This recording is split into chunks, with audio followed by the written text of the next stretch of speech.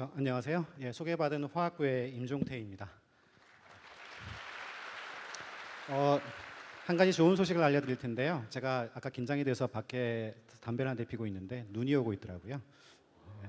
근데 그 눈이 온다고 해서 나가지 마시고 우리 대담자들께서 그 눈보다도 더 예쁜 이야기를 해주실 거예요. 그래서 조금만 더 앉아 계시면 좋겠습니다. 제가 오늘 대담의 사회를 맡았는데 이런 큰 모임의 사회는 처음이에요. 그리고 또 이게 또 방송이 된다고 하더라고요. 그래서 카메라 앞에 서는 것도 처음이고 그래서 아주 긴장이 됩니다. 얼마나 긴장이 됐냐면 제가 보통 지금도 담배를 피는데 그 담배를 한 갑 피던 걸 두 갑을 한 일주일 동안 폈고요. 뭐 그렇습니다. 잠도 못 자고. 그래서 한 20년 전에 제가 처음 강의를 시작할 때 그때 막 잠 못 자고 고민하던 기억이 나는데 그때 이후로 이렇게 긴장한 건 처음인 것 같아요. 작년에 작년에도 대담이 있었는데 그 화학부의 신성민 교수님께서 그 사회를 보셨거든요. 그때 제가 궁금해서 그 동영상을 봤는데 신성민 교수님이 내가 서울대 유재석이 되겠다 그렇게 하시더니 실제로 뭐 유재석 뺨치는 그런 실력을 보여주셨어요. 근데 뭐 저는 그렇게는 못할 것 같고요. 박명수 정도 할 수 있으면 근데 뭐 그것도 야무진 꿈이라고 생각이 됩니다. 자, 그럼 본격적으로 대담에 들어가기에 앞서서 우리 대담 패널들이 잠깐 소개를 하는 시간을 갖도록 할 텐데요. 저도 오전에 봤던 분들하고 많이 달라져 있어요. 메이크업을 받고 나니까 완전히 아이돌 여배우 막 이렇게 되신 것 같아서 누군지 잘 모르겠는데 제 옆에 계신 순서대로 자기 소개를 간단히 해주시길 바랍니다. 네, 안녕하세요. 저는 통계학과 이제 4학년 올라가는 하지만 이 대담에선 막내를 맡고 있는 장자윤이라고 합니다. 저는 네, 만나서 반갑습니다. 네.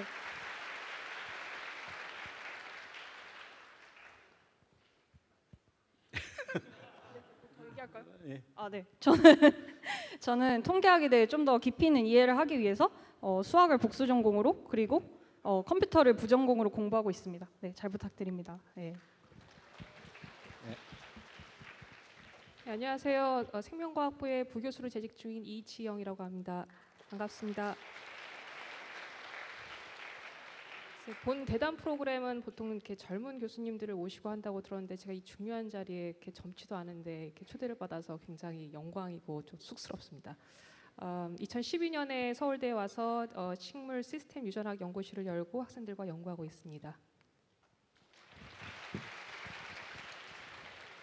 네, 안녕하세요. 지구환경과학부 최창혜입니다. 반갑습니다. 말씀해 주셨듯이 지금 메이크업 받아가지고 자신감이 플러스 1 된 상태고요. 네, 저는 이제 지구환경과학부 인공위성 지구물리에서 도깨비를 맡고 있습니다. 죄송합니다. 네, 인공위성 시스템 최적화에 대해서 연구하고 있고요. 잘 부탁드립니다. 제가 메이크업 하는 분한테 최창현 씨를 저보다 멋있게 만들면 안 된다고 하셨는데 정말 도깨비로 만들어 놓은 것 같아요. 마지막으로 저는 이제 사회를 맡았는데요. 임종태입니다. 제가 화학부에 소속이 돼 있어요. 근데 저한테 화학에 관한 질문을 하시면 안 됩니다. 화학은 하나도 모르고요. 과학사 및 과학철학 협동과정이라고 하는 대학원에서 우리나라 과학의 역사, 한국 과학사죠,를 공부하고 있는 과학사 학자입니다. 자연과학대학의 교수라고 하면 다 과학만 하고 과학자일 줄만 알고 계시겠지만 저같이 과학을 하지 않는 사람도 있다는 것을 이 자리에서 말씀드리고 싶어요. 자, 그러면은 본격적으로 이게 대담에 들어가 볼까 해요. 지금까지 여러 교수님들께서 굉장히 재미난 강연을 해주셨어요. 저도 굉장히 재밌게 들었는데요. 근데 산의 진미도 계속 먹다 보면 물리잖아요. 그래서 오늘 대담 주제는 오전과 지금까지의 강연과는 조금 다르게 지금까지는 이제 과학 내용에 대해서 이제 이야기를 해주셨는데 과학자의 꿈과 도전, 과학자 세상을 만나다라는 주제로 과학자가 어떻게 될 수가 있는가, 또는 과학자로서 살아간다는 게 뭔가 이 세상에서, 이런 주제로 이야기를 나눠볼까 해요. 아까 그 질문들 중에 보면은 이제 과학자 물리학을 하다 보면 굶어 죽지 않을까 이런 질문을 하셨는데 바로 그런 문제에 대해서 이야기를 나눌 겁니다. 물론 굶어 죽지는 않아요. 그 이야기는 분명히 해드릴 수 있는데 자, 그래서 과학자가 세상에서 과학자로 살아가기에 대한 그런 이야기를 나눌 텐데요. 오늘 패널은 이제 이런 이야기를 나누기 아주 잘 구성이 되어 있는 것 같아요. 이지영 교수님은 이미 이제 훌륭한 생물학자가 되셔가지고 학생을 가르치시고 연구를 하고 계시고요. 저기 최창현 씨는 이제 연구자의 길을 들어선 석사과정생, 대학원생입니다. 그리고 장자윤 씨는 이제 본인은 4학년이라서 굉장히 나이가 많다고 생각하겠지만 그 이제 막 그 대학 그 과학 공부를 시작한 이제 대학생이죠. 그리고 이게 중요한데 저는 과학을 하다가 과학자가 되려는 꿈을 접고 이렇게 인문학을 선택한 이제 과학사라고 하는 인문학을 선택한 사람이에요. 그래서 과학자를 꿈꿨지만 그걸 다른 길을 선택한 저까지 포함해서 아주 환상적인 조합이라고 생각이 듭니다. 맞죠? 자, 대담의 첫 번째 주제는 선택의 기로라고 이름을 붙여봤어요. 이제 우리가 살다 보면은 중요한 선택의 순간을 여러 번 맞게 되죠. 이제 과학자가 되는 과정도 마찬가지인 것 같아요. 먼저 이제 하고 많은 직업 중에 과학자가 되기로 일단 선택을 해야 되겠죠. 그리고 나서 뭐 과학자가 되기로 한 다음에도 어떤 분야가 내 적성에 맞는지, 어떤 대학에 어떤 학과로 가야 될지, 뭐 이런 걸 선택을 해야 됩니다. 지금 아마 여러분들 대부분이 이런 단계에 와 있는 것 같아요. 근데 대학 들어가서 뭐 졸업한다고 해도 문제가 끝나는 게 아니에요. 끝난 다음에 외국 유학을 갈지, 국내 대학원에 갈지, 아니면은 바로 기업에 취직해서 돈을 벌지, 뭐 이런 그 결정들을 계속 내려야 되거든요. 그래서 어려운 선택들이 앞으로 여러분들의 인생에 계속 남아 있는데, 우리 이제 패널들한테 그런 이야기를 들어보려고 해요. 지금까지 어떤 선택을 해왔고, 또 지금 어떤 선택을 내리고 있는가, 이런 문제에 대해 질문을 해볼까 합니다. 먼저 이지영 선생님한테 여쭤보려고 그러는데요. 선생님은 지금 이 세 사람 중에서 가장 연륜이 많으시니까 선택을 한 경험도 굉장히 많으셨을 것 같아요. 지금은 이제 생명과학을 연구하시는 이제 기초과학자가 되셨는데 언제 그런 선택을 하셨나요? 저는 뭐 프로파일을 보시면 아시겠지만 처음부터 기초과학자의 길로 결정을 하고서 이제 학부 생활을 시작한 것은 아닙니다. 근데 어떻게 보면은 여러 번의 선택의 그런 기회가 있었는데 그 선택의 과정을 통해서 어떻게 보면 기초과학자로 이제 자리를 잡은 것 같고요. 이제 간단하게 이제 소개를 드리면 사실 고등학교 때만 해도 제가 과학자라는 데에 대한 로망은 갖고 있었지만 실제로 어떤 과학자가 될지에 대해서 잘 모르고 사실 주변에 그러한 것을 멘토링할 수 있는 프로그램도 없었고요.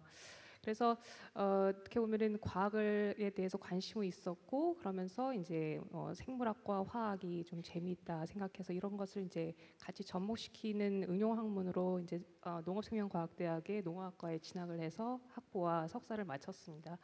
석사 과정 중에 이제 연구하는 게 좀 재미있고 하지만 어떤 근본적인 질문에 좀 더 관심이 많다는 생각이 들어서 그 당시에 이제 미국 유학을 결정을 했고요.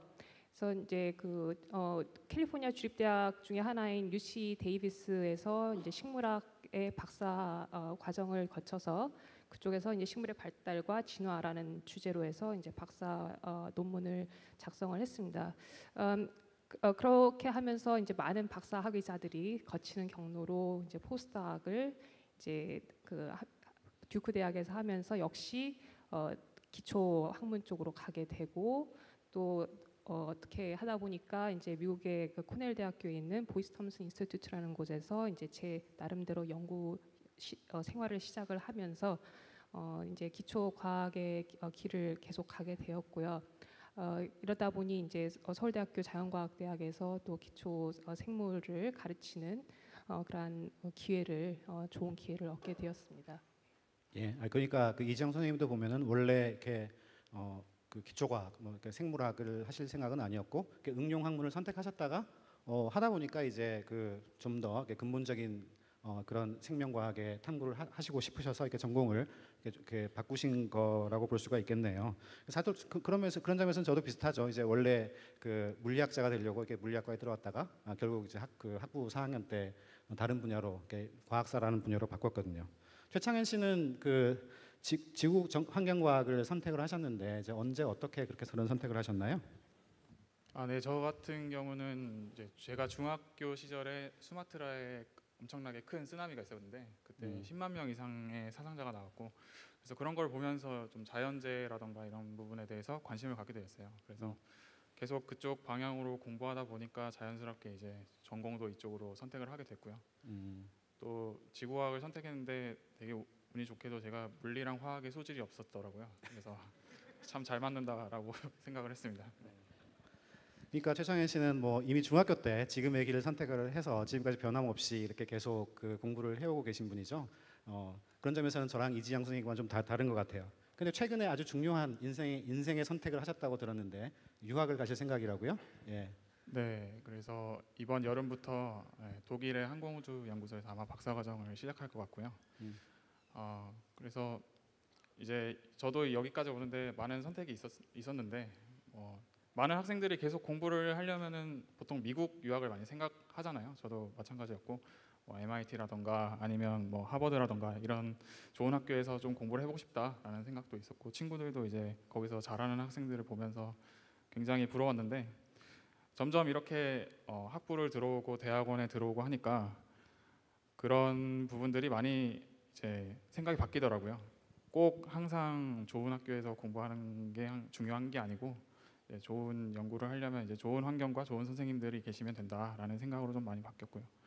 그리고 이제 그런 부분에 대해서 저도 고민을 많이 했었는데 경제적인 문제라던가 이제 언어적인 제가 영어를 굉장히 못했는데 그래서 그런 부분 때문에도 많이 망설였어요. 그러다가 이제 서울대 대학원에서 좀 열심히 해보자라는 생각으로 공부를 하다가 학회에 나가서 이제 관련 분야에 대해서 이렇게 얘기를 할 기회가 있었는데 그럴 때 어떤 거기 연구소의 박사님께서 같이 좀 공부를 해보자라는 제안을 해주셔서 그곳으로 떠나게 되었습니다. 그러니까 독일 유학을 선택한 게 굉장히 우연한 계기에 학회에서 발표를 하다가 그 비슷한 전공의 그 연구자를 만나서 그렇게 초청을 받으신 거죠?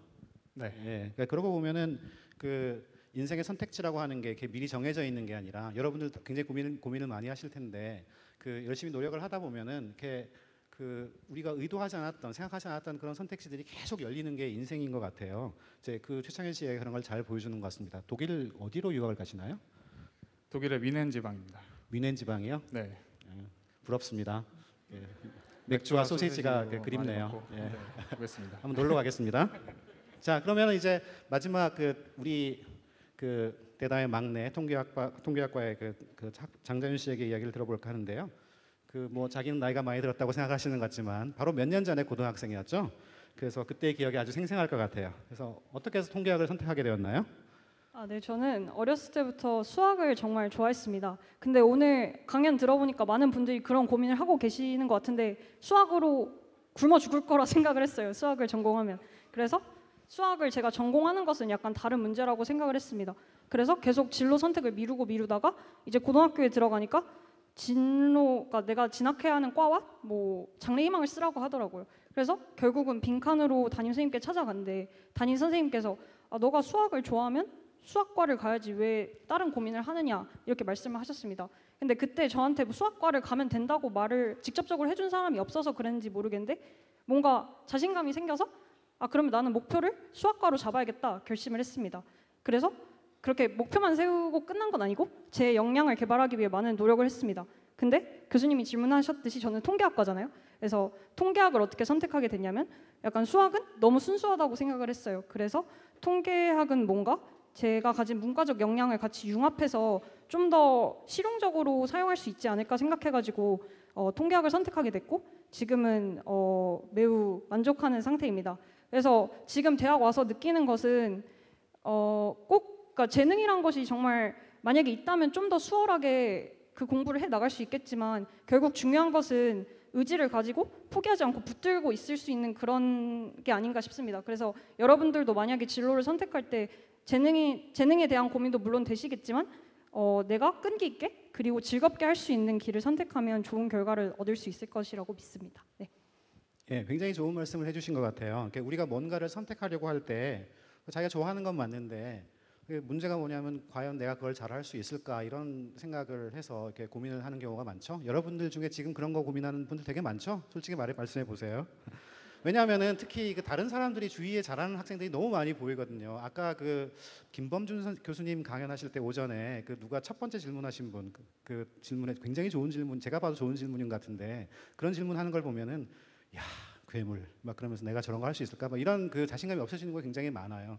근데 중요한 거는 다른 사람하고 비교하는 게 아니고 장자윤 씨처럼 자기가 좋아하는 걸 한다. 그런 마음가짐이 굉장히 중요한 것 같습니다.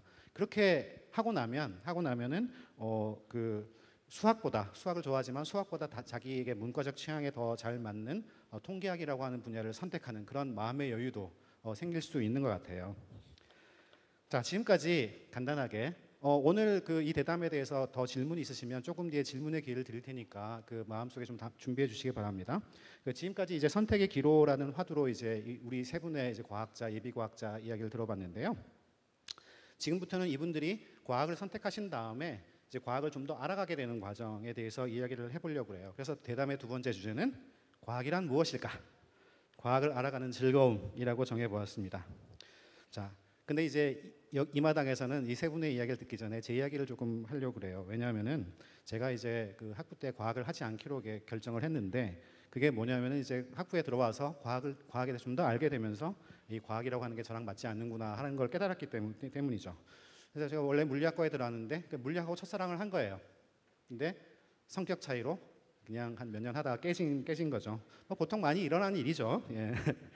제가 물리학과에 들어와서 제일 처음 절실하게 느낀 게 뭐였냐면은 제가 고등학교 때 생각하던 물리학하고 아주 다르다는 거였어요. 제가 고등학교 때 생각하던 물리학은 뭐냐면은 그 김상현 선생님이 말씀하신 그 뭐죠? 공간이 휘어지고 뭐 이런 거 있잖아요. 굉장히 매력적이잖아요. 아름답고 뭐 자유롭고 상상력이 풍부하고 뭐 이런. 근데 대학에 들어와 보니까 그게 아닌 거예요. 실험을 해야 되고요. 오차를 처리해야 되고요. 지저분하죠. 그다음에 열심히 계산을 해야 되는 거예요. 그리고 다른 친구들은 그걸 굉장히 잘하는데 저는 그걸 굉장히 못해가지고 맨날 보면 그 친구들한테 물어보고 페이퍼 쓸 때, 보고 쓸 때 막 그러는 겁니다. 그렇게 고민을 하다가 나는 이거 좀 못하겠구나 생각을 하고 결국은 내 취향은 인문학 쪽이구나라고 생각을 해서 그 역사 쪽으로 선택을 했어요. 학부 4학년 때.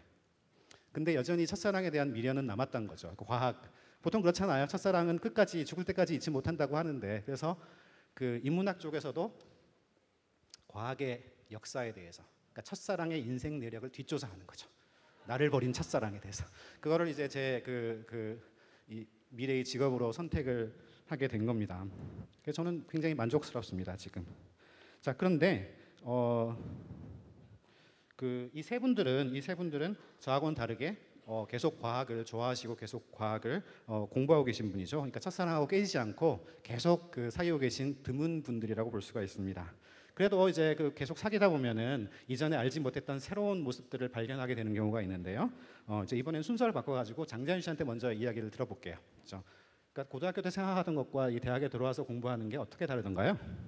일단 고등학교와 대학교의 가장 큰 차이점은 자유라고 생각합니다. 이게 정해진 길은 이제 없고 자신만의 이제 고등학교 때는 다 같이 어떻게 보면 대학 진학이라는 한 가지 목표를 향해 같이 달려왔다면 이제는 각자 흩어져서 자신만의 길을 개척해 나가는 겁니다. 그래서 어떻게 보면 되게 어렵기도 하고 자신만의 이제 개성을 찾을 때가 되는데요. 고등학교 때 제가 과학을 한다는 것이 무엇인가 되게 와닿게 설명을 해준 그림이 있는데 그걸 여러분께 소개하고 싶습니다. 이게 이제 인류가 알고 있는 것을 이 커다란 검정 원이라고 하고 저희가 알고 있는 것을 색칠된 부분이라고 합시다. 그러면 저희가 이제 어렸을 때 초등교육, 중등교육, 고등교육을 받으면서 이렇게 원을 골고루 모든 방향으로 키워 나갑니다. 그러면서 이제 원의 둘레가 커지기 때문에 모르는 것이 맞닿아 있는 면이 많으니까 그만큼 내가 모르는 것이 많다는 것도 이제 깨닫기 시작하고 생각의 지평도 넓어지는 거죠. 그래서 이제 대학교는 이제 전공 선택을 해서 한 방향을 선택해서 그쪽으로 파고 들어 나가는 과정입니다. 그래서 점점 공부를 하면서 이제 내가 만약에 연구를 하고 좀 더 공부를 하고 싶다면 이렇게 계속 이게 뚫고 나가는 거죠. 그걸 그래서 공부를 한 방향으로 계속 합니다. 이렇게 하다 보면 이제 과학자들의 아무래도 최종 목표가 아닐까 싶은데 이 인류가 알고 있는 지식의 이 지평을 아주 조금이나마 늘려 나가는 게 이것이 과학자들이 과학을 하는 이유이자 거기서 행복을 찾는 게 아닌가 저는 싶고 저도 그러고 싶네요. 네. 그림이 너무 인상적이죠. 예, 머리 쏙 들어오는 것 같아요. 어리게만 봤는데 사실 저는 학부 때 이렇게 공부의 본질에 대해서 깊이 생각을 해본 적이 없거든요. 아무 생각 없이 살았었는데 술이나 먹고. 근데 장자윤 씨는 정말 그 사람을 놀라게 하는 면이 있는 것 같습니다.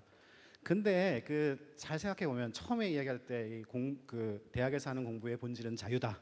수학자 중에 집합론 만든 칸토르가 수학의 본질은 자유다 이렇게 이야기를 한 게 있죠. 또 그게 생각이 나는데. 근데 이 자유라고 하는 거는 굉장히 무섭기도 해요. 어떻게 보면은 왜냐하면은 자유라고 하는 건 좋은 것 같기도 하지만 사실 어떻게 보면은 뭘 해야 될지 어떻게 해야 될지 막막한 그런 느낌을 주기도 하거든요. 최창현 씨한테 한번 물어볼게요. 최창현 씨는 공부하시면서 그런 느낌 없으셨어요?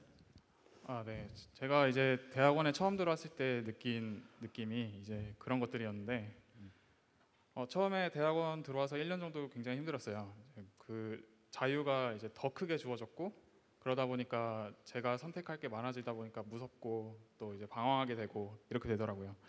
사실 이제 중학교, 고등학교 때는 굉장히 제가 공부를 그냥 잘하는 학생이었는데 재수 없죠. 네, 알아요. 네. 그래서 그냥 공부를 잘하니까 연구도 잘하겠지라는 막연한 생각이 있었는데 전혀 아니더라고요. 그래서 연구랑 공부랑 또 이렇게 크게 관련이 없는 것 같고 또 연구라는 게 이제 스스로 질문을 던지고 거기에다가 해답을 찾는 과정이라고 저는 생각을 하는데 제가 한 학기 동안 연구 주제를 못 잡았어요. 그래서 왜 그렇게 됐냐면은 너무 하고 싶은 게 많아서가 아니라 제가 뭘 하고 싶은지 전혀 모르겠더라고요.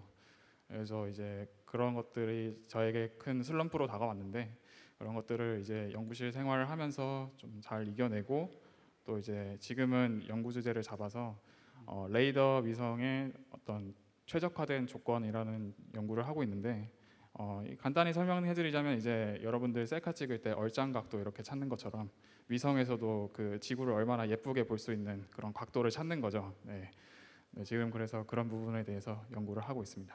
제가 조금만 보충 질문 드려볼게요. 아까 그 좀 전에 질문하신 분 중에 어떻게 하면 창의적인 그 뭐 문제를 찾을 수가 있나요? 창의적으로 생각할 수 있나요? 그렇게 질문하신 분이 있었고 그 대답도 해주셨는데 비판적으로 사고해라.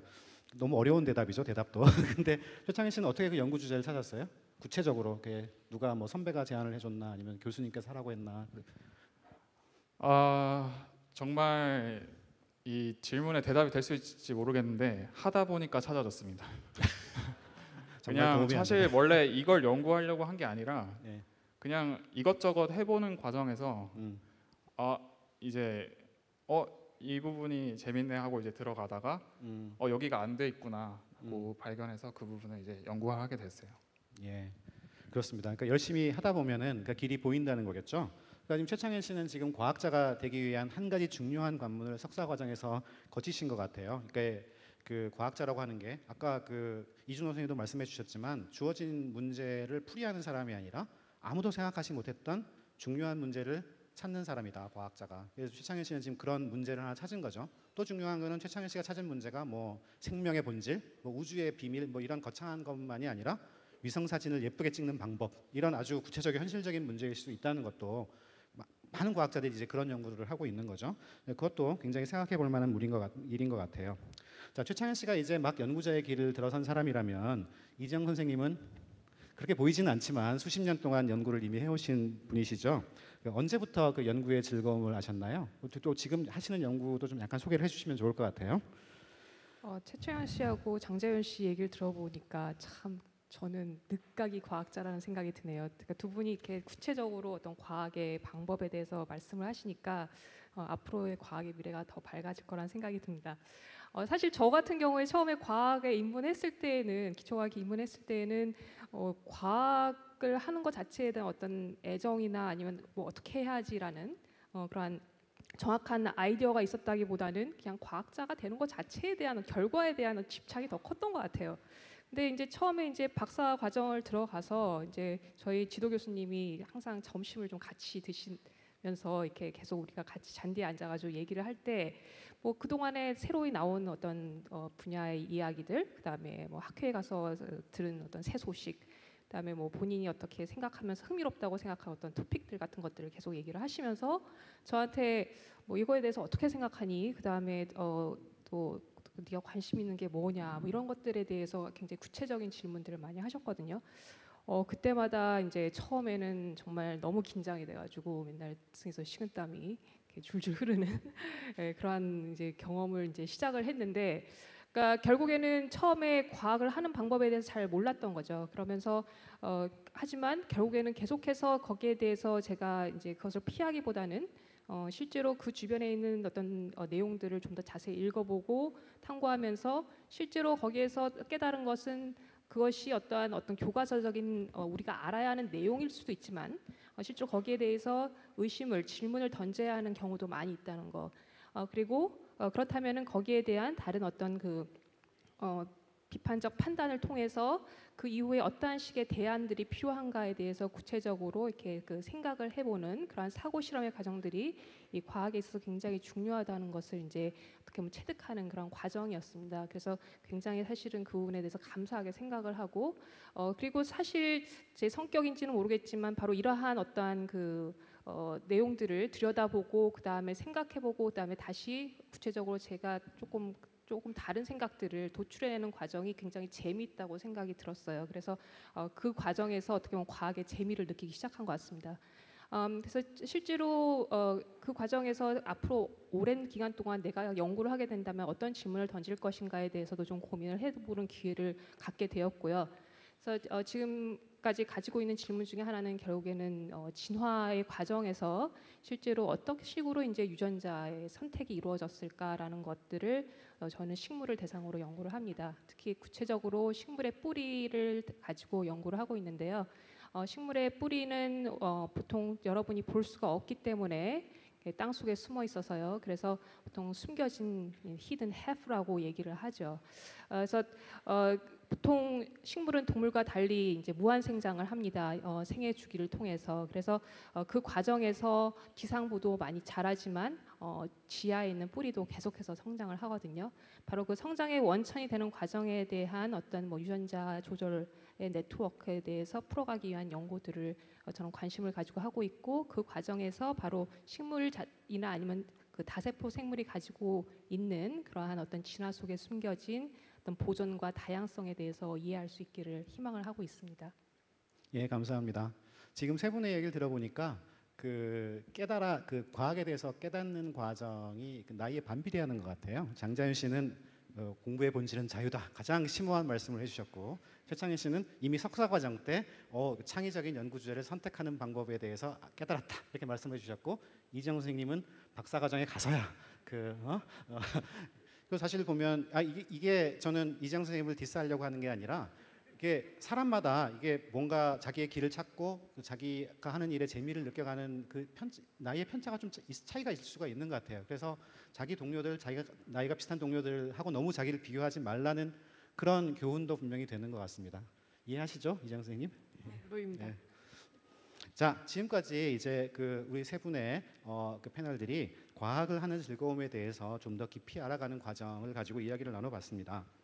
그런데 이제 이렇게 과학자가 되기로 선택하고 과학자로 성장해 가는 과정은 뭐 당연한 이야기지만 이 세상 속에서 이루어지는 일이지요. 그래서 우리 과학도들은 달리 보자면 여러분들은 지금 어머니 아버지 밑에서 이제 그 살아가고 있는 청소년이고요. 나중에 보면 이제 대학생이 돼 있겠고 또 나중에 커서 이제 결혼도 하고 아이도 낳고 해서 이제 엄마 아빠로 이제 살아가는 평범한 사람들이죠. 이런 평범한 사람들이 과학을 연구하는 거고 좀 이런 평범한 과학자들이 연구하는 게 세상을 바꾸기도 합니다. 그래서 오늘 대담에서 다룰 마지막 주제예요. 이 마지막 세 번째 주제는 세상 속에서 과학자로 살아가기, 과학자 세상을 만나다입니다. 물론 뭐 거창한 이야기를 하려는 건 아니고요. 과학자로서 세상을 살아가면서 겪는 그런 소소한 어려움들 그리고 그 속에서 자기의 꿈을 이렇게 키워나가는 과정에 대해서 이야기를 해볼까 합니다. 먼저 세상 경험이 가장 풍부하신 이지영 선생님께 이야기를 여쭤볼게요. 과학자로서 특히 이제 여성 과학자로서 살아가시는데 여기 이제 여학생들 또 많이 와서 이렇게 듣고 계시는데 여성 과학자로서 이렇게 살아가시면서 겪은 어려움은 없으셨는지요? 특히 아마 박사 과정 때가 조금 이제 어떻게 위기 순간이었던 것 같은데요. 그러니까 사실 뭐 많은 학생들이 궁금해하는 것이 이제 결국에는 과학자가 되는 과정이 굉장히 그 미래가 불확실하다는 거 아닙니까? 사실 그 단계가 가장 항상 불확실하고 미래를 예측하기 어렵지요. 동시에 제가 박사 과정 동안에 이제 첫애가 태어나서 저희 남편하고 같이 이제 애를 키우면서 연구를 하는데 항상 시간도 모자라고 그러면서 뭔가 미래에 대한 불안이 같이 이제 섞여서 박사학위를 받을 때쯤 됐을 때는 조금 더 자신감을 좀 잃어버렸던 것 같아요. 그래서 제가 남편분은 뭘 하시는? 같이 연구를 하는 같이 대학원생이셨나요? 예. 예. 그래서 그 당시만 해도 사실 확신은 없었는데 우연찮게 이제 박사를 마칠 때쯤 돼서 저희가 이제 듀크 대학에서 같이 그 박사학 연구원 포스닥이라는 자리를 이제 그 제안을 받았습니다. 서로 다른 연구실에서요. 그래서 듀크 대학에 막상 가보니까 저희가 생각했던 것보다 훨씬 더 어떤 그 연구의 시스템도 좋고 그다음에 지원도 좋았어요. 그래서 굉장히 만족을 하면서 특히 이 박사후 연구원의 어떤 그 연구 욕심이나 역량을 최대한으로 발휘하도록 이렇게 그 지원해 주시는 지도 교수님을 지원을 받고 나름대로 이제 좀 양질의 연구 결과를 낼 수가 있었고요.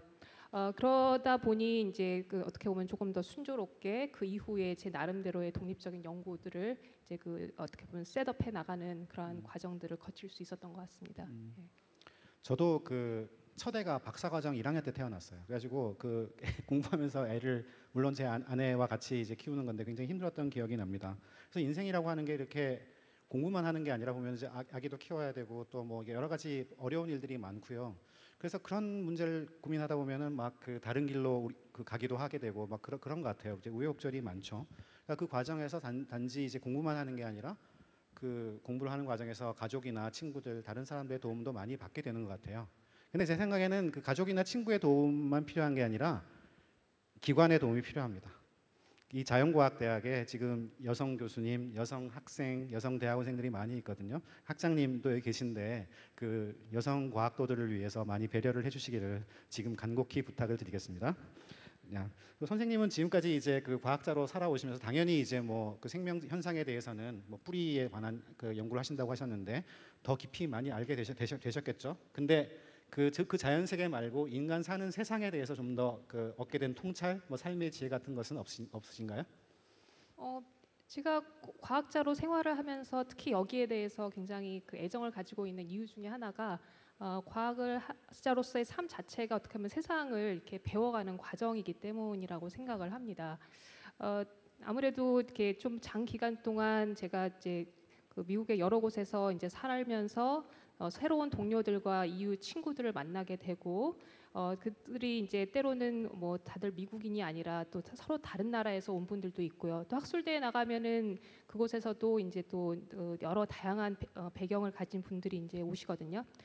그분들하고 얘기를 하면서 특히 뭐 전문적인 연구에 대한 그러한 이야기도 나누지만 어떤 개인적인 개인사나 아니면은 사회적 문화적 그러한 배경 지식에 대한 그런 것들을 계속해서 배우고 나가는 과정들이 이제 거쳐지기 때문에 정말 새로운 것들을 많이 배운다는 것 때문에 저는 거기에 대해서 굉장히 그 기쁨을 느끼고요.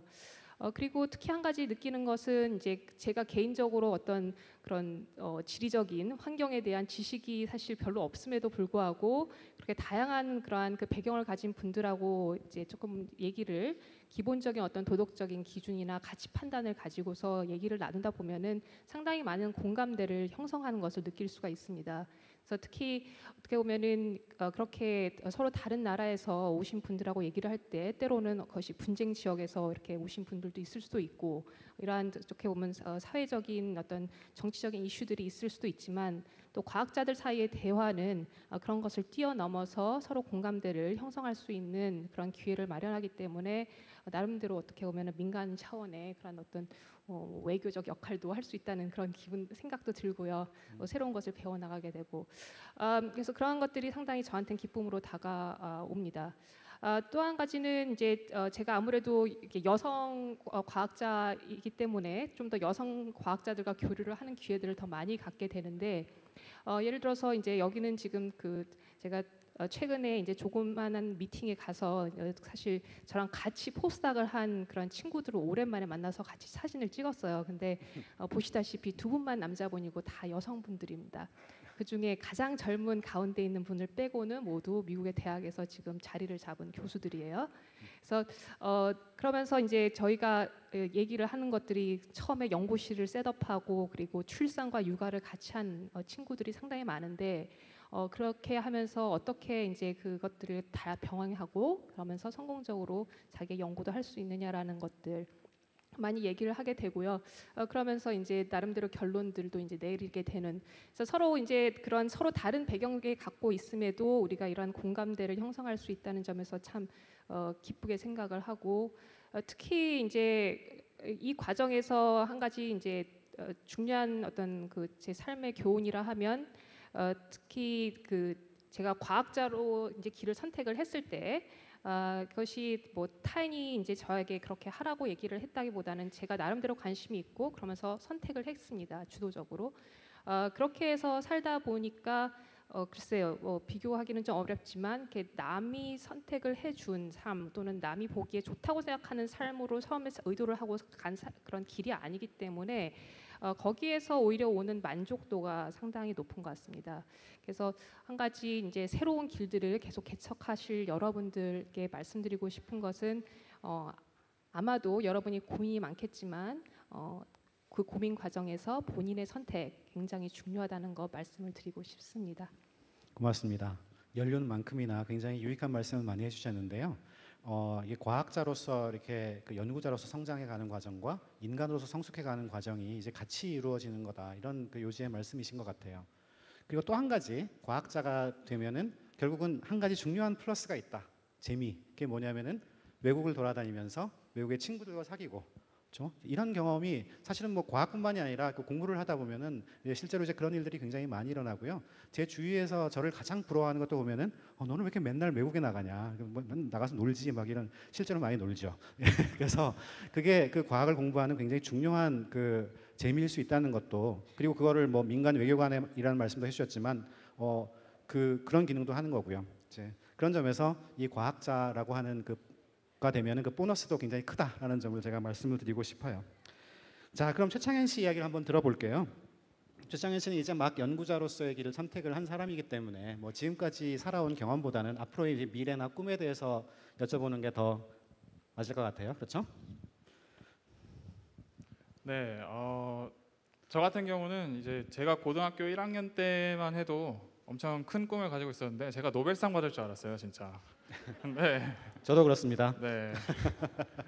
근데 이제 대학에 오고 또 대학원 생활을 하다 보니까 그 아까 장자영 씨께서 굉장히 좋은 그림을 보여주셨는데 이제 저는 그 과학의 정말 예쁜 모습을 본 거죠. 그리고 그 크기도 가늠을 못했고요. 그러니까 유치원 선생님께서 뭐 코끼리 사진을 보여주면서 애기들이 이제 선생님 저기 얼마네요? 이러면 요만합니다. 이러면 이제 진짜 그만한 줄 알았던 거죠.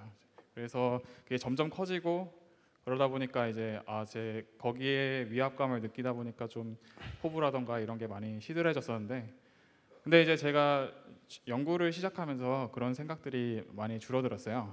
그 연구를 시작하려면 항상 그 전에 어떤 연구자분들이 이제 어떤 연구를 하셨는지 선행 연구를 찾아보게 되거든요. 그런데 이제 그분들이 이렇게 연구를 해주셨기에 이제 제가 거기 위에 다시 연구를 쌓아서 올릴 수 있는 거거든요. 그래서 과학사의 한 획을 긋는다, 아니면 교과서에 나올 만한 이렇게 업적을 남긴다라기보다는 이렇게 저는 스스로 제가 하고 싶은 걸 연구를 하면서 또 앞으로 따라올 연구자들에게 도움이 되는 그런 좋은 연구 많이 하고 싶습니다. 진짜 성숙한 것 같아요. 그렇죠? 그 최창현 씨 이야기는 뭐 노벨상 수상자나 뭐 교과서에 이름이 나오는 그런 유명한 과학자가 되지 않고도 이렇게 훌륭한 과학자, 연구자가 될 수 있다는 거잖아요. 그리고 주위에 진짜로 그런 사람들이 많고요. 맞는 이야기입니다. 근데 저는 뭐 최창현 씨가 지금 얼굴도 미남이고 거의 아이돌 수준인 것 같은데요. 저랑 특히 저랑 비하면 그 젊고 똑똑하시기 때문에 앞으로 진짜로 그 유명한 과학자, 노벨상 수상자가 될 수 있을지도 모르겠어요. 그 지구 환경 과학적으로는 아직도 노벨상 수상자가 없는 걸로 알고 있는데 최창현 씨가 너무 훌륭한 연구를 해서 그 상을 만들어서 노벨 지구 환경 과학상 뭐 이런 게 나올 수 있지 않을까라는 생각도 한번 해봅니다. 자, 마지막으로 장자윤 씨 이야기를 들어볼게요. 아직 학부생이라서 이렇게 미래에 대한 고민도 많고 뭐 그럴 것 같은데 어떤 계획을 가지고 계신가요? 저는 작년 1학기, 그러니까 3학년 1학기 때 미국 시애틀의 유니버시티 오브 워싱턴이라는 곳에 교환학생을 6개월 동안 다녀왔는데요. 사실 그때까지만 해도 저는 제가 취업을 해야 할지 아니면 계속 학교에 남아서 공부를 해야 할지 고민을 많이 했었습니다. 왜냐하면 약간 학계에 남는다는 것은 꼭 교수 쪽을 해야 된다, 약간 이런 생각이 강했기 때문에 약간 그거에 대해 의문을 많이 가져서 꼭 학계에 과연 남아야 되는가 계속 의문을 제기했었어요. 근데 막상 미국에 가보니까 기업들과 학교 사이에서 되게 협력도 많이 하고, 그 기업 쪽으로 가서도 약간 프로젝트를 연계해서 공부를 계속 하더라도 뭔가 기업 쪽으로 갈 수 있는 방향도 있다는 걸 알고 약간 공부를 더 해야 될 것 같다는 생각을 하고 있고요. 통계학에 대해서 얘기를 하자면 요즘은 데이터에 뭐 홍수다 해가지고 그런 많은 데이터 속에서 유의미한 정보를 찾는 것이 되게 중요한 일이 되었는데요. 특히 요즘 막 저희가 결국 관심 있는 거는 인간이잖아요. 그래서 인간에 대한 데이터는 더 뭔가 분석하기가 힘들다고 해요. 그래서 인간에 대한 공부도 좀 더 많이 해야 되지 않을까 싶습니다. 네. 예, 지금 학부생이라서 아직도 그 여전히 통계학을 하면 굶어 죽지 않을까 이런 고민을 한편으로 하고 있을 것 같은데요. 그래도 이 제가 보기에는 그 이 가능성이 무한정 열려 있는 장자연 씨가 굉장히 부럽습니다. 그 고등학교 때부터 이렇게 자기 전공 선택의 문제로 고민을 많이 해서 그런지 그 굉장히 세상을 보는 눈이 넓어지신 것 같아요. 그건 뭐 최창현 씨나 이지영 선생님도 마찬가지인 것 같습니다. 자, 지금까지 우리 그 네 사람이 과학자 되기, 과학자가 돼서 그 과학을 좀 더 알아가는 과정, 뭐 이제 그리고 과학자로서 세상을 살아가는 그런 문제에 대해서 이야기를 해봤습니다. 이제부터는 그 청중들의 이야기를 조금 들어볼까 해요. 아까 그 강연과 마찬가지로 이 포스트잇 질문을 먼저 받아보고 그 다음에 이제 여러분들 이제 즉석 질문을 좀 받아볼 텐데요. 포스트잇 질문은 그 많이 받으면 좋겠지만 그 시간 관계상 우리 한 사람이 하나의 질문씩만 그 대답을 해보도록 하겠습니다. 먼저 제가 하고요.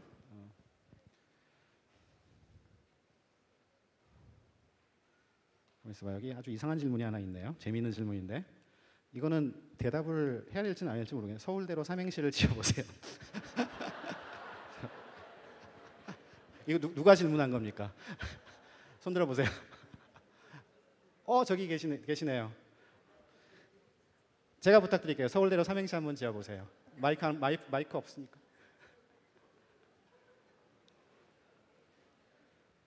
이 마이크가 안 가네. 제가 한번 지어볼게요. 그러면은 서늘하네 이런 질문을 보니까 울적하네 이런 질문을 보니까 대포집에 가서 소주 한잔 마셔야겠네 이런 질문을 보니까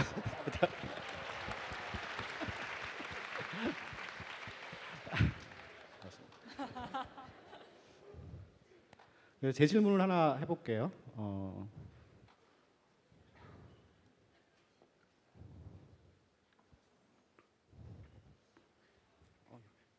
이 과학사 질문이 제가 과학사거든요. 과학사 전공이라고 하셨는데 과학사에서 가장 중요한 사건 몇 가지만 부탁드립니다. 과학사에서 가장 중요한 사건 굉장히 많죠. 그렇죠? 세 가지만 말씀드려 볼게요. 첫 번째는 과학이 독자적으로 선 사건 같아요.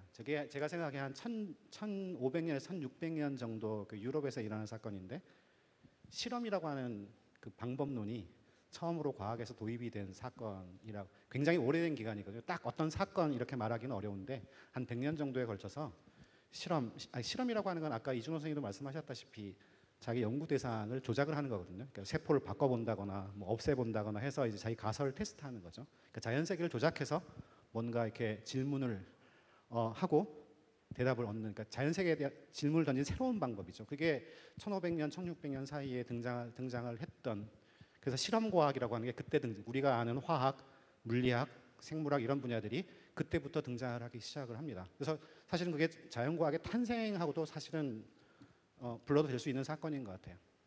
두 번째 사건은 그 자연과학이 1500년, 1600년 정도에 등장한 실험으로 무장한 자연과학이 세상을 바꾸기 시작한 시기입니다. 그게 언제냐 하면은 19세기 1800년부터 1900년 사이인데 화학자들이 염료를 합성을 한 거예요. 그 전까지는 천연물을 가지고 그 염료를 옷감을 물들였잖아요. 근데 이제는 화학 물질로 예쁜 색깔들을 만들어내기 시작하고 그 다음부터는 화합물을 합성을 해서 약도 만들고 뭐 플라스틱도 만들고 하는, 이 세상이 지금 화학의 세상이잖아요. 그 화학의 세상을 만들기 시작한 게 19세기 정도고, 그게 화학만 그랬냐면 물리학도 그때 그랬던 것 같아요. 물리학도 그 전자기하학이 응용이 돼서 전기 문명이 시작이 됐죠. 에디슨의 세상이 온 거죠. 전구의 세상이 온 거고요.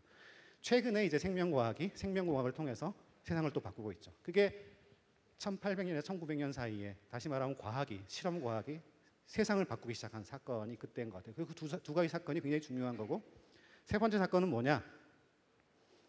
아직도 안 오고 있는 것 같아요. 여러분들이 만드십시오. 여러분들이 만드는 그렇죠?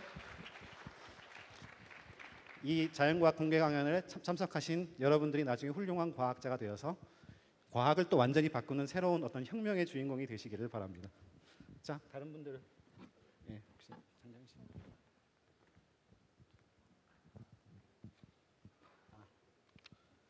예, 장자연 씨. 예, 장자연 씨에 대한 질문이네요. 안 보입니다. 통계학이 사용되는 주 분야가 어디인가요?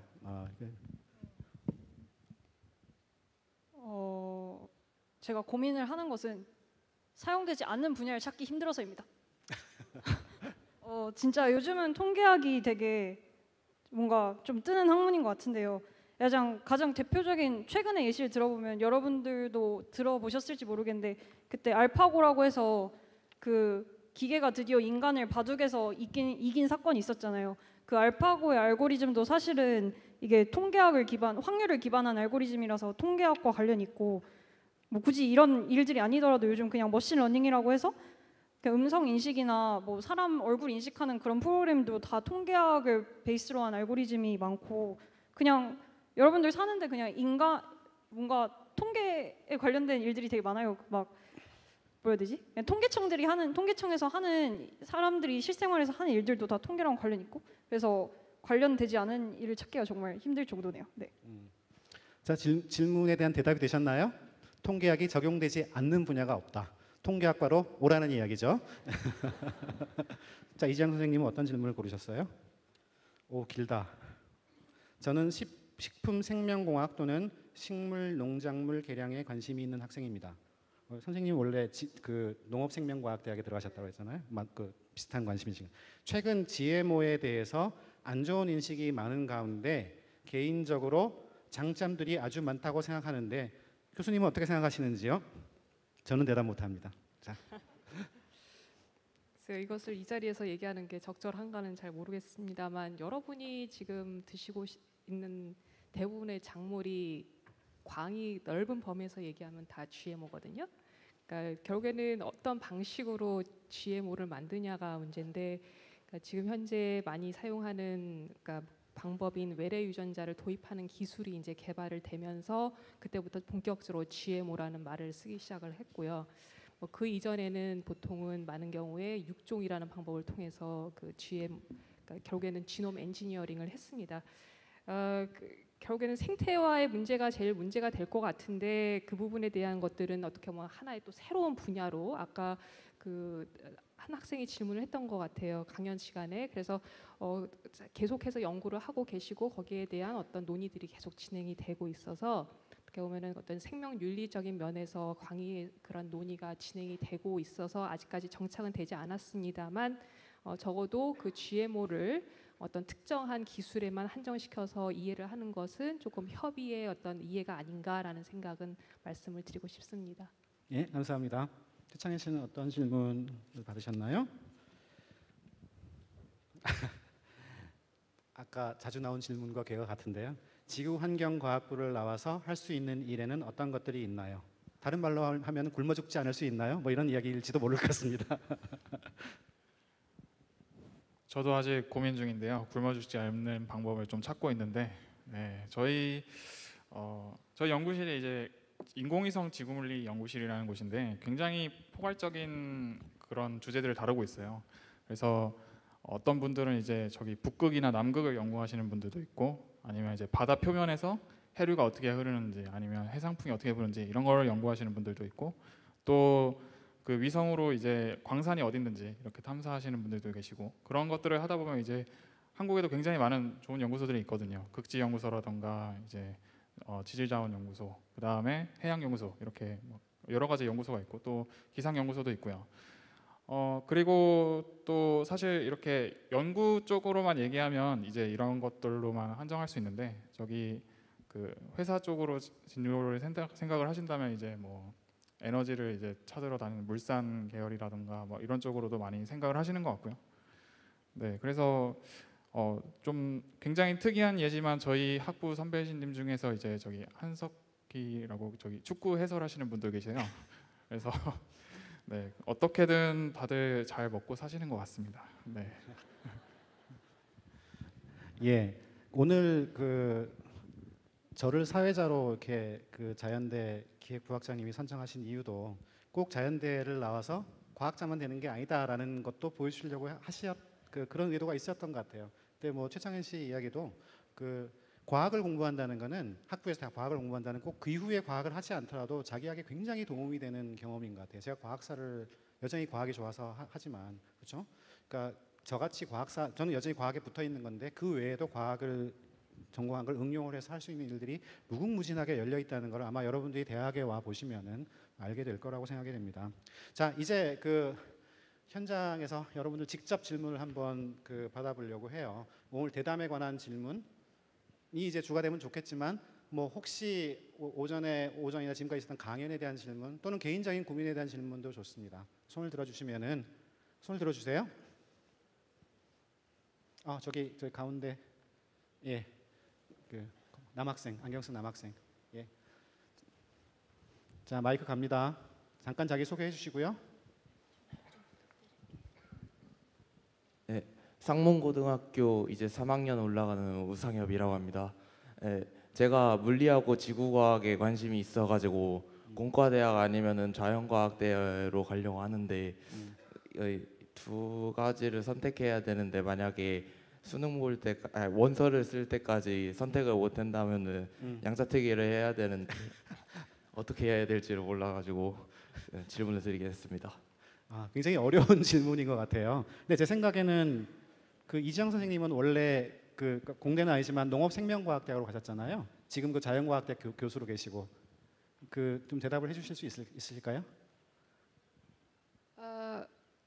이 지금 공대와 자연과학대학의 지금 선택을 가지고서 고민을 하시는 것 같은데 물론 어떤 여러 가지 강의 내용들이 이제 초점이 다르니까요. 그런 부분에서 차별은 있겠지만 본인이 어떤 부분에 근본적으로 관심이 있느냐, 공학이냐 아니면은 기초과학이냐라는 거는 조금 더 생각을 하시고 거기에서 기울기가 어느 쪽으로 가느냐에 따라서 선택을 하신 다음에 굳이 그것이 방향이 아니라 하더라도 제 생각엔 충분히 공학 쪽으로도 아니면은 기초 과학으로도 이렇게 트실 수 있는 여지가 있는 것처럼 생각이 되거든요. 그러니까 지난번에 강연에서 말씀하신 것처럼 어떤 앞으로는 굉장히 미래가 어떤 특정한 어떤 한 분야만 가지고서 평생을 이렇게 먹고 사는 그러한 미래가 아니고 굉장히 다양한 어떤 유동성을 가지고 예측하기 어려운 그러한 사회 어떤 분야가 열릴 것이기 때문에 그런 데에 대해서 충분히 열린 마음을 가지고 하신다면은 어떤 원하는 방향으로 가시지 않을까라는 생각을 해봅니다. 도움이 되셨나요? 앞으로 계속 바뀌죠. 예, 그래서 지금 선택이 앞으로 앞으로의 방향에 100% 영향을 미친다 이렇게 생각하실 필요가 없을 것 같아요. 예. 또 질문 손을 들어주십시오. 예, 여학생 질문 하나 받아볼게요. 여기 예 당첨. 너무 당황해하시네. 해령고등학교 1학년 박나경인데 제 꿈이 기술 기반 사회적 기업인인데 이제 기업에서 과학을 접목시키려면 기업 윤리나 사회적 윤리 책임을 져야 되잖아요. 그런데 그 중간 과학과 윤리 사이에서 어떻게 방향을 잡아야 하는지 책을 읽어도 저희가 생각할 수 있는 거에는 한계가 있어서 거기에 대해서 질문을 드리고 싶습니다. 과학과 윤리 사이에서 어떻게 방향을 잡아야 되는지 이걸 저는 대답을 할 수 있는 사람이 아닌 것 같고요. 과학과 윤리 사이에서 학장님.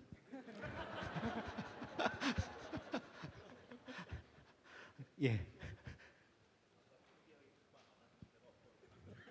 아니요. 학장님이 커버하지 못하실 질문이 없습니다.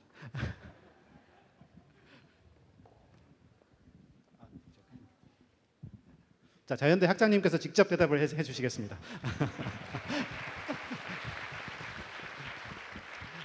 아침에 실험 시연을 통해서 여러분들하고 만나서 반가웠는데 다시 뵙게 돼서 반갑습니다. 질문에 대한 답변은 잠깐 뒤로 미루고 오늘 여러분들 아마 굉장히 즐거우셨을 거라 생각이 돼요. 네 분의 연사들이 나오셔가지고 서로 각자 다 자기 분야가 최고라고 그래서 자연대 네 분 사태가 좀 벌어져서 학장으로서 굉장히 곤혹스럽습니다. 내가 이러려고 학장했나 뭐 이런 생각까지 했습니다. 그 과학과 윤리, 그러니까 과학과 사회윤리, 좀 더 좁혀 말하면 기업윤리, 굉장히 중요한 질문인데요. 사실 그 부분은 아직도 우리 사회가 만들어가고 있는 중이라고 생각합니다. 뭐 우리나라뿐만 아니라 전 세계적으로도 그 부분에 대해서 과학이라는 것은 항상 미래를 내다보고 있고 발전지향적인 그런 그 인간의 정신작용이고 윤리라는 것은 꼭 그런 것만은 아니기 때문에 윤리라는 것은 또 굉장히 보는 사람마다 주관적인 인식이 다 들어가기 때문에 그래서 과학하고 윤리가 옛날에는 그렇게 별로 접점이 없다가 요즘 와서 과학의 발전이 워낙 빠르게 일어나고 다방면에 일어나고 인간의 모든 영역을 거의 커버할 정도로 과학기술이 발전하기 때문에 이제는 윤리의 영역까지 저희가 같이 고려해야 되는 부분이 생기게 되고 그것이 지난 수십 년 동안에 급격하게 지금 그 올라가고 있는 중이어서 그 부분은 제가 한마디로 말씀드리기 힘들 것 같고요. 그 자체가 사실은 굉장히 좋은 그 주제라고 생각이 됩니다. 그런데 관심 있는 분들은 자연과학을 열심히 공부하시고 또 다른 분야까지 같이 해서 앞으로 미래 사회 굉장히 중요한 하나의 지침, 나침반의 역할을 할 수 있는 그런 학문 분야를 개척하게 되지 않을까 생각합니다. 그 부분은 그냥 숙제로 남겨놓도록 하죠. 감사합니다. 뭐 과학도 다 그렇지만 과학도 남겨진 문제가 많지만 과학과 윤리의 관계라는 문제도 지금 정해져 있는 확정된 게 아니고 열려 있는 문제 같아요. 자, 질문 하나만 더 받아볼게요. 저 위층에서 혹시 질문하실 분 있으신가요? 아, 저기 예, 맨 왼쪽에 있는 여학생. 예. 그러니까 제가 양자역학 같이 그런 순수 물리에 대해서 관심이 많은데 우리나라에서 순수 물리를 하지 말고 다 외국으로 나가라고 하거든요. 근데 우리나라에서 순수 과학을 한다는 거에 대해서 어떻게 생각하시는지 말씀해 주실 수 있나요?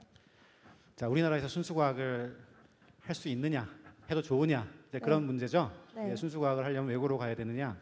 순수 과학을 하시는 학생들 질문을 좀 답을 했으면 좋겠는데 그래도 순수 과학을 하시니까 이재영 선생님께서 답을 좀 해주시죠. 뭐 특정 분야를 가지고서 말씀을 드리기는 뭐 제가 물리학과에 소속돼 있지 않기 때문에 어려울 것 같지만, 그러니까 사실 제 세대는, 그러니까 제가 90년대 말에 유학을 나갔는데 사실 많이 그때는 유학을 나가시는 분위기였어요. 사실 실험실의 연구비도 상당히 부족한 상태였고, 어떻게 보면은 그 학생들이 어떻게 보면 독립적으로 그 어떤 생각을 이렇게 구상하고 그러면서 연구를 할 수 있는 그러한 어떤 지원 체계도 사실 안 돼 있는 상황이었던 것이 사실입니다. 근데 사실 그 사이에 이 한국의 그 과학에 대한 어떤 지원, 그다음에 인프라는 상당히 많이 발전을 했다고 보거든요. 그리고 어떤 그 것들을 지원하시는 그 교수님들의 어떤 그 생각들도 상당히 많이 이제 그 변화해 왔기 때문에 지금 현재 어떠한 그 기술 기반이나 인프라 아니면은 어떤 연구진의 그런 수준으로 본다면은 저는 크게 차이는 없다고 봅니다. 제 개인적으로 이제 미국 대학에서도 이제 학생들을 가르치는 그런 경험에 기반을 한다면 단지 이제 아직까지도 어떤 그런 그 연구를 지원하는 시스템에서 전체적으로 우리가 자율적으로 뭔가 정말 어떤 새로운 그런 생각들이 예상치 못한 곳에서 나와서 그러면서 아주 날개를 달을 수 있는 그러한 상황이 돼야 하는데 그 부분에 있어서는 조금 그 미흡한 부분이 있지만 적어도 후학들을 좋은 후학들을 양성할 수 있는 그러한 어떤 준비는 충분히 국내에서도 되어 있다고 저는 감히 말씀을 드리고 싶습니다. 예, 지금 하나만 더 받을까요? 예? 아니요. 말씀하세요. 기회 드릴게요. 왜? 손 들었잖아요. 그거 질문하시라고요. 예.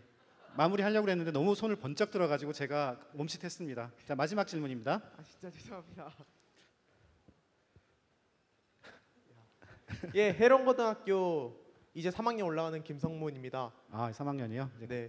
고민이 많겠네요. 예. 그래서 아니 지금 이렇게 강연을 하는 것도 그 과학의 대중화나 그런 거를 위해서 지금 이렇게 하고 있는 거잖아요. 제가 과학의 대중화나 그런 거에 대해서 나중에 나중에 과학이나 그런 걸 배워가지고서 여러 가지 노래나 만화나 애니메이션이나 그런 미디어 믹스를 한번 해보고 싶은데 그런 거 할 때만 그런 거 관련 생각할 때마다 항상 고민이 되는 게 좀 재밌게 만들려고 하면은 너무 좀 유익성에서 멀어질 것 같고 또 유익하게 만들자면 재미가 없어질 것 같고 그렇게 되거든요. 그래서 그 둘 사이의 균형을 맞추기 위해서는 어떻게 해야 되는가 어떻게 하는가 한번 물어보고 싶습니다. 자, 이 과학 대중화 대답하실 수 있어요 혹시? 아이디어 있어요? 장자윤 씨? 아니면 최창현 씨? 최창현 씨는 좀 그런 생각이 있을지도 워낙 발랄하시니까. 전 되게 다크한 사람인데. 예? 네. 다크하다고요? 네, 발랄한 질문을 대답하려니까 굉장히 힘드네요. 네, 그래서 제 경험보다는 제 이제 친구의 경험을 좀 토대로 얘기를 해드리자면은 제가 아시는 지인분 중에서 이제 사이언스 저널리즘의 진로를 선택하신 분이 있어요. 그러니까 과학 기자인 거죠. 그런 부분을 이제 하시는데 사실 과학을 공부한 상태로 이제 정확한 정보를 이렇게 기사로 전달을 해야 더 사람들이 많이 볼 거라고 생각하는데 이게 과학적으로 자세하게 쓰면은 기사가 재미없어지고 이제 임팩트가 떨어지기 때문에 또 그런 고민을 또 많이 하시더라고요. 그래서 이제 항상 모든 그런 이렇게 접합점에서는 적당히 잘 섞어서 하시는 게 가장 좋은 것 같고요. 네, 그래서 당연히 그렇게 잘 섞으려면은 자연과학도 잘 공부를 하셔야 되고요. 그리고 이제 그 원래 하시려던 그런 미디어 부분에 대해서도 이제 열심히 공부를 하셔야 될 것 같네요. 예. 제가 잠깐만 보충을 드리면은 그 과학을 이제 전공을 하신 다음에 과학을 전공하시는 게 좋은 것 같아요. 일단 하신 다음에 그 대학원 과정 같은 데서 과학 커뮤니케이션, 과학 저널리즘 그리고 제가 공부하고 있는 과학사, 과학 철학 이런 쪽을 공부를 하시면은 실제로 과학 대중화 문제를 가지고 굉장히 복잡한 논의들이 많이 있거든요. 그런 문제, 대중과 과학을 어떻게 만나게 할 수 있고 단순히 가르치는 게 아니라 주입하는 게 아니라 그런 여러 가지 논의들이 지금 되고 있기 때문에 그것도 하나의 전문 분야예요. 그래서 지금 당장은 아니라고 하더라도 그런 생각을 계속 가지고 계시면서 대학 들어와서 이렇게 찾아보시면은 그런 길들이 보일 겁니다. 지금 너무 급하게 생각하실 필요는 없을 것 같아요. 자, 이제 이걸로 질문 시간을 마치려고 해요. 자, 이제 지금까지 우리 네 사람의 대담 그리고 여러분들의 질문으로 구성된 이제 순서를 마쳤는데요. 뭐 어떠셨나요? 저도 MC 데뷔를 하는 아주 인상 깊은 순간인데 제 MC 실력이 어땠는지 잘 모르겠습니다. 오늘 저희는 이제 과학자의 길을 선택하고 이제 과학을 연구하는 재미를 알아가고 또 세상 속에서 과학자로 살아가는 문제에 대해서 이야기를 나눠봤어요. 지금 이제 여러분들은 대부분 아마 이제 미래의 과학도를 꿈꾸시는 중고등학생들이실 텐데 지금 뭐 대학 입시라든지 이런 긴급한 문제에는 아마 오늘 대담이 큰 도움이 되지 않았을지는 모르겠습니다. 그렇지만 여러분이 살다 보면 제가 장담하건대 오늘 대담에서 나오는 그런 문제들을 분명히 마주하게 될 거고요. 그런 순간에 오늘의 대담이 여러분들에게 조금이나마 도움이 될 수 있으면 저희는 굉장히 즐거울 것 같아요. 자, 이것으로 대담 과학자의 꿈과 도전을 마치도록 하겠습니다. 함께해 주신